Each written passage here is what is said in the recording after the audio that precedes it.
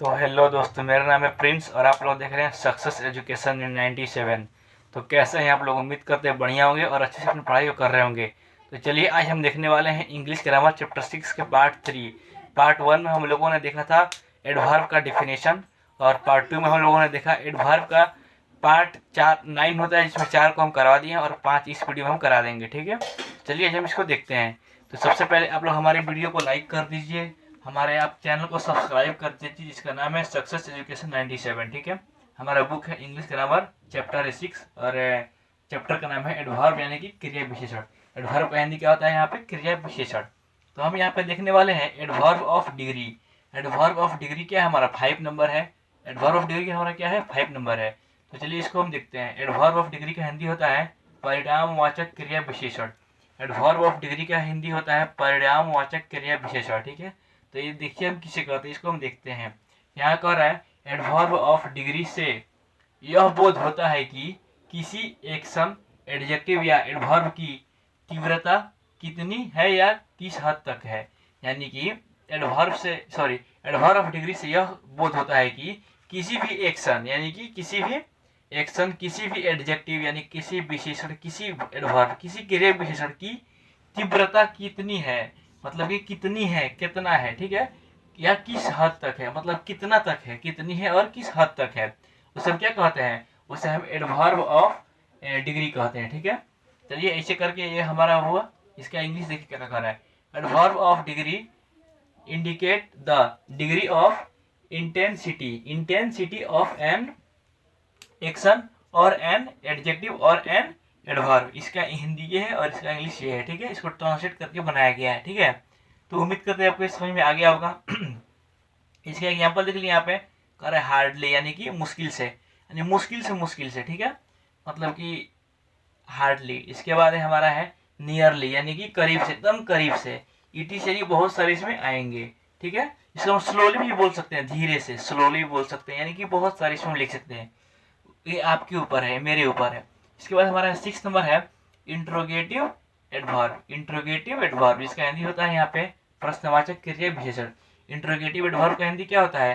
प्रश्नवाचक क्रिया विशेषण। चलिए इसको हम देखते हैं क्या कह रहा है। यहाँ कह रहा है व्हेन, वेयर, हाउ, व्हाई, यानी कि व्हेन, वेयर, हाउ, व्हाई इत्यादि का प्रयोग प्रश्न करने में किया जाता है, उसे इंट्रोगेटिव एडवर्ब कहते हैं। यानी कि जहाँ क्वेश्चन करने का बात आए उसे हम क्या बोलते हैं? प्रश्नवाचक क्रिया विशेषण कहते हैं। ठीक है, यानी कि क्वेश्चन करने को क्या बोलते हैं? इंट्रोगेटिव एडवर्ब कहते हैं। उसके बाद हमारा इंग्लिश में है when, where, how, why etc are called interrogative adverb when they are used in asking questions. यानी क्वेश्चन पूछने को क्या बोलते हैं?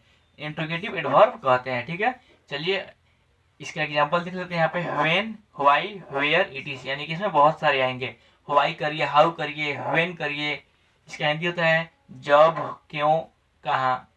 व्हाट भी कर सकते हैं। ठीक है, यानी कि क्वेश्चन के करने को क्या बोलते हैं? हम इंट्रोगेटिव एडवर्ब कहते हैं। चलिए ऐसे करके हमारा ये खत्म हुआ 6 नंबर।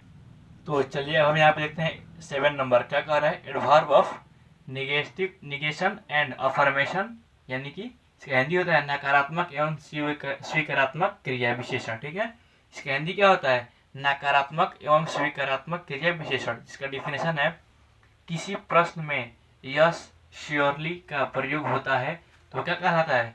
स्वीकारात्मक क्रिया विशेषण कहलाता है। ठीक है, और किसी प्रश्न में नो, नॉट, नेवर का प्रयोग होता है उसे नकारात्मक क्रिया विशेषण कहते हैं। ठीक है, उम्मीद करते हैं आपको समझ में आ गया होगा। ना आया होगा तो इसको दोबारा से देखिए, फिर से आ जाएगा समझ में। ठीक है, और इसके बाद हमारा है 8 नंबर में कह रहा है adverb of reason. Adverb of reason, reason का हिंदी क्या होता है? कारण होता है, यानी कारणवाचक क्रिया विशेषण। ठीक है, तो इसको हम देखते हैं कारणवाचक क्रिया विशेषण को। कह रहा है यहाँ पे जिस वाक्य में कारण पूछने का काम होता हो, यानी कि कारण पूछा जाता हो, उसे कारणवाचक क्रिया विशेषण कहते हैं। ठीक है, यानी कि जिस सेंटेंस में, जिस वाक्य में कारण पूछने का काम किया जाता हो, कारण पूछने का बोध होता हो, उसे हम क्या बोलते हैं? एडवर्ब ऑफ रीजन बोलते हैं। इसका एग्जांपल है ही देयरफॉर लेफ्ट स्कूल etc, यानी कि इसमें बहुत सारे अभी आएंगे। ठीक है, उसके बाद हमारा है रिलेटिव एडवर्ब, यानी कि संबंधवाचक क्रिया विशेषण।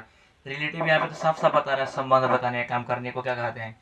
संबंधवाचक क्रिया विशेषण कहते हैं। यहाँ देखिए अपने बाद आने वाले वर्ब को मॉडिफाई करते हैं, यानी कि और बेहतर बनाते हैं, और साथ ही दो वाक्यों को एक साथ जोड़ते हैं या जोड़ने का काम करते हैं। वो क्या कहलाते हैं? रिलेटिव एडवर्ब कहलाते हैं। ठीक है, जैसे में हमारा है where, how, when, it is, यानी बहुत सारे आएंगे इसमें। व्हाट जोड़ दीजिए, व्हेन जोड़ दीजिए, कब, जब, तब, सब जोड़ दीजिए, कोई दिक्कत नहीं है। इट इज यानी इसमें बहुत सारे आएंगे। चलिए ऐसे करके हमारा ये चैप्टर 6 क्या हुआ, समाप्त हुआ।